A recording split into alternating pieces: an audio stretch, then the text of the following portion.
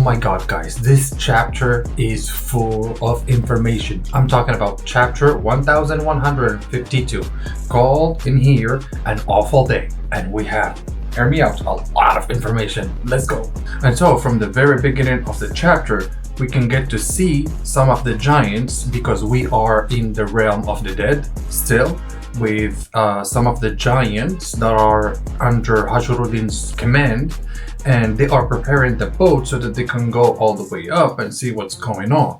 And at the same time, we have a very important scene in here where Scoper Gaban is pretty much telling Luffy, use your haki very carefully, especially the Conqueror's one.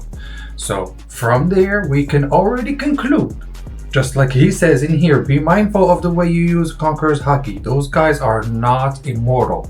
So that's going to be one of the main topic of one of my future videos that I actually already planned, because I wanted to talk about the God's Knight's powers. Are they actually immortal, or they can just regenerate very fast? I want to understand what is the difference and look it up, with you guys. And so from here, he says to Luffy, just like I said, hey, be careful with your haki. And Luffy's like, yeah, don't worry, I got this. I'm gonna go save everybody. So Luffy's ready. And we're about to see some very nice scenes in the future. And right after that, we can still see Loki still talking to his brother Hajruddin, and from there you can already see the sizes of them too. And basically Hajruddin is like the size of Loki's leg, basically, and that's it. So Loki, just by size wise, Loki is pretty big. And we can also see some of the straw hats that are right next to them, and they look super tiny too. And Loki is actually telling them, hey, free me and take me with you, Hajruddin. But Hajruddin is like, no. What if you actually go with the other side and you betray us, and now you're fighting for the world government? So yeah, in a way, you never know.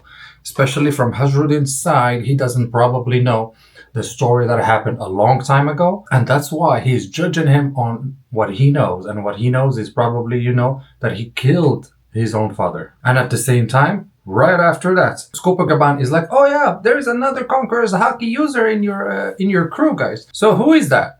And right after that, Sanji is coming right up. He's like, yeah, that's me, right? You're talking about me. But no. We all know who he's talking about. He's talking about my main guy, Zoro. Right here, guys. Right here. Yeah, just got this t-shirt.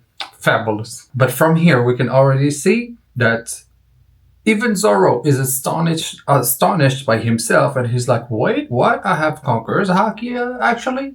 And Luffy is like, yeah, I actually sensed it, but I just never said anything in a way, which is kind of funny, But at the same time, Scoper Gaban is like, shame on you, Zoro, because you are literally the vice captain, this number 2 in command of the Straw Hat Pirates, he's basically the first commander of a Yonko, So all of that means that he's supposed to be already that powerful, or something like that. That's why he's gotta assume his position and, use all of the Conqueror's haki at his disposal. But right as Zoro is like, yeah, don't worry, I will train and all of that, Loki is like, yeah, how about you send me guys? Because now I know how to fight them, and I know how to beat them. So first of all, first clue, Loki has already met the God's Knights in the past. We don't know when, but he already did. Other than, the other time when Shamrock and Gunko showed up, and they literally just tortured him, because he was still in his handcuffs. But Hajruddin is like, hell no. There is no way we're gonna free you, because we don't know how you're gonna be reacting and how you're gonna be doing in this whole fight. But at the same time, Luffy's curiosity will take him very far. I'm telling you. At the same time, Luffy turns around and he's like, hey, join my crew, please. Which, in a way, was very expectable. But joining the crew is a very big problem, not just like size-wise, but in a way, it's a big problem for everybody. Sanji is saying, yeah, he's gonna be eating way too much food than even you, Luffy, and all of that. And even Zoro is like, Yeah, no. Don't do it. Don't do it. He's way too big for the ship. So from that perspective, I don't know how this story is gonna go. Like if he's seriously gonna be joining them, or if he's just gonna say like, yeah, I can join you, and then he's maybe gonna be like an affiliate to the Straw Hats, basically not on the ship but outside of the ship, and he is going on his adventures. Just like I said in one of my previous videos, guys, go check it out. And don't forget to like and subscribe on this video. Come on, do it. And right as Luffy tells him that, Loki is like, hell no, I'm not gonna become your underling or whatever. Copacabana is right here saying, Hashirudin, it is time to release Loki, that's it. Because now it feels like it's the time to actually do what you need to do to survive and for the survival of Elbaf in a way. And if you guys don't defend with everything you got, even Loki, even if you say, oh, he's bad, whatever, we need that power. And right as he says that, Hashirudin is like, what? 14 years ago, Loki murdered 113 members of the castle guards. He left Elder Yarul at the brink of death, killed his own father in cold blood, and he's the worst criminal our country ever known. And still, in spite of all of that, Gaban is like, hey, what actually happened 14 years ago? Because we don't know actually what truly happened. We just know, oh, Loki from whatever was said, maybe Loki, he's the one who killed his father.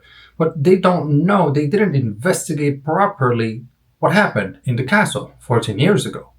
And from here, one of the biggest backstory flashback of Elbaf starts, because because the flashback starts 14 years ago, right before when King Harold died. And Loki is like, yeah, you are very cruel, brother, because he's got 3 minutes to actually tell the story of everything that happened. And Loki, please, Loki has to say everything that happened so that we can get all the story.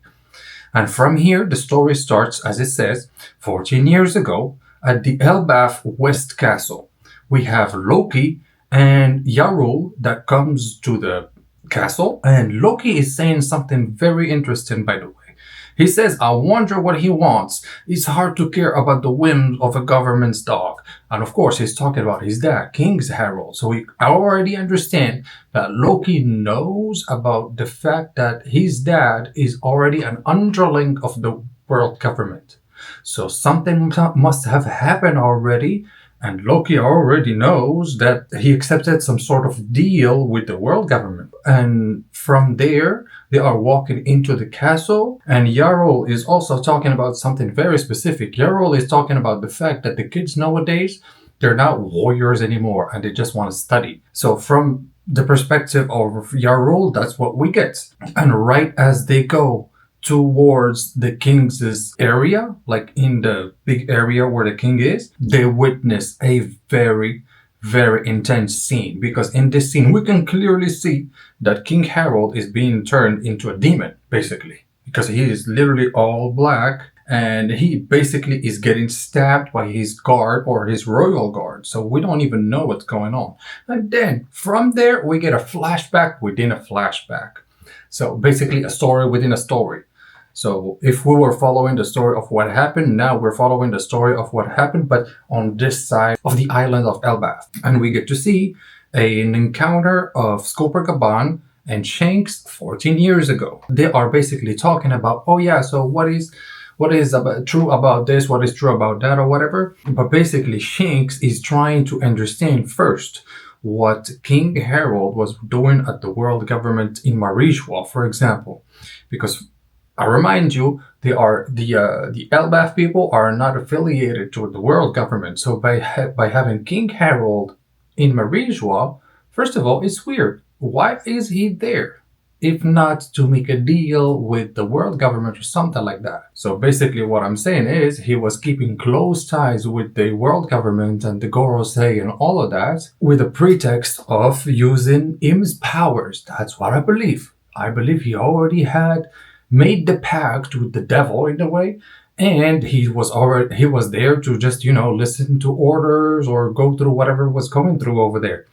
And when Shanks saw him, he says that he couldn't speak actually properly to King Harold, because everybody's kind of listening to everybody, and he was waiting to get back to Elbaf. And so this is where they're supposed to be talking, but at the same time, on the same day that this is happening, like Scoper Gaban and Shanks are talking, and at the same time, King Harold is being transformed into a demon. Basically, that happens at the same time. And from here, very, very, very important scene, because in that spot where they're, chilling around and all of that, we can see that Shanks still has his arm from back in the day before getting chopped by that sea monster in episode 1, literally.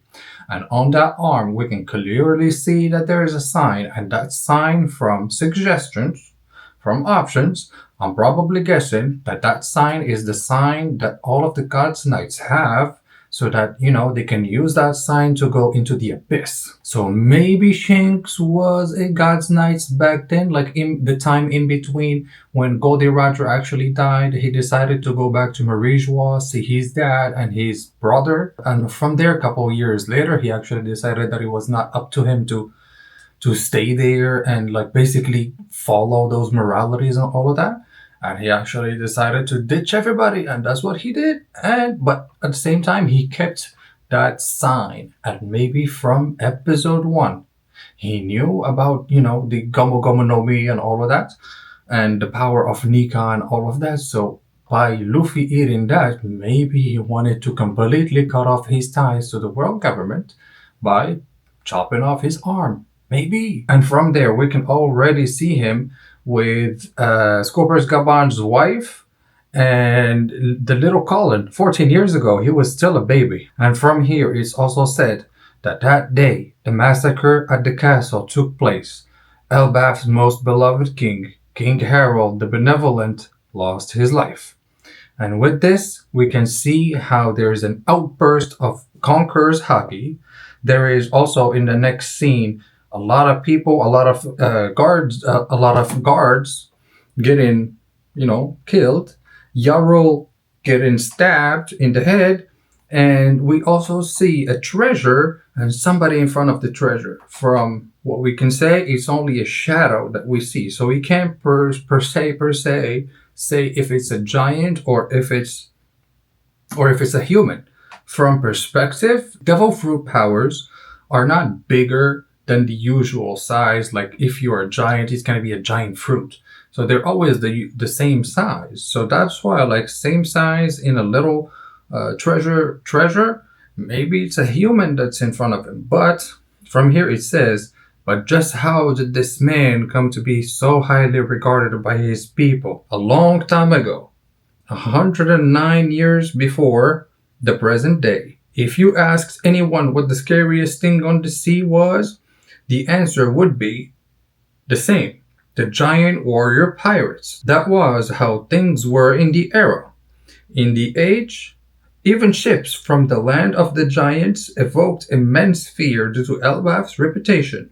He was one of the reasons for said reputation. King Harold began his reign at 45 years old of age, just 15 in human terms. Despite this, King Harold, remarkably enough, was a pure scum. At the end of this, we get to see him, King Harold, back in the day when he was 45 years old, and he's pretty much the same size as Loki. And at the end, he's also saying, whoops, my foot slipped. And as he says that, he's basically destroying a whole castle. And he's telling people, go on, tell me who your god is. And basically you can see, yes, he might be a scum, but this chapter basically was full of surprises, full of information, and we have a lot of information to be talking about, guys, because from this we already understand Shanks was probably one of the God's Knights at some point, and he got his hands chopped because he had the sign of the entrance to the abyss or something. From there, we also get more information on the flashback that truly happened in 14 years ago. And hopefully by next chapter we can get Loki freed, and hopefully we can go up there and start the fight, And on that note, guys, this was the review of the chapter 1152 of One Piece. Hopefully you liked it. Let me know what you think down in the comments below. what you think about this chapter. What do you think is probably going to happen in the next chapters? And don't forget, like this video and subscribe to the channel. Peace.